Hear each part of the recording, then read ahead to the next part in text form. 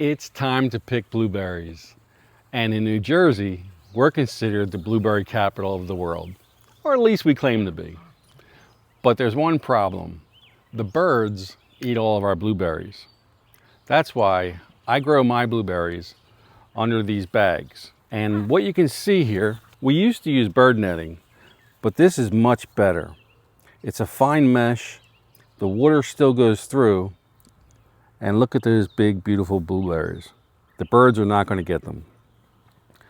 The one thing I love about these bags is that they're very big and they fit right over your pots. But what the birds hate is there's a drawstring on the bottom, and that keeps all the birds out. If you've ever used bird netting, birds still tend to get in there and they get wrapped up, and sometimes they actually die in the bird netting, which is very sad. But this works really well. So let's get this off and pick some blueberries. Look how nice and easy it is to take these bags off.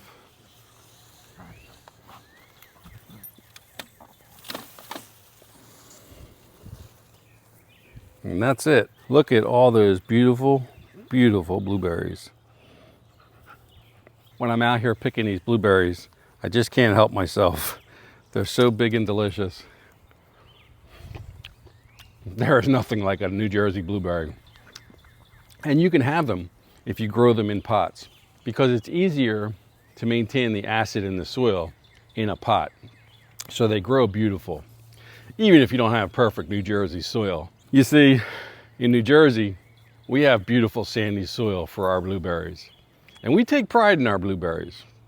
But you can have the same thing if you grow them in pots. Let's pick some of these blueberries.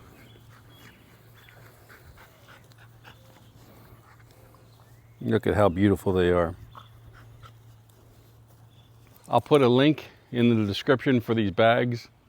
You really need them if you're growing in pots, because those birds will eat every single berry off your bush before they even turn blue.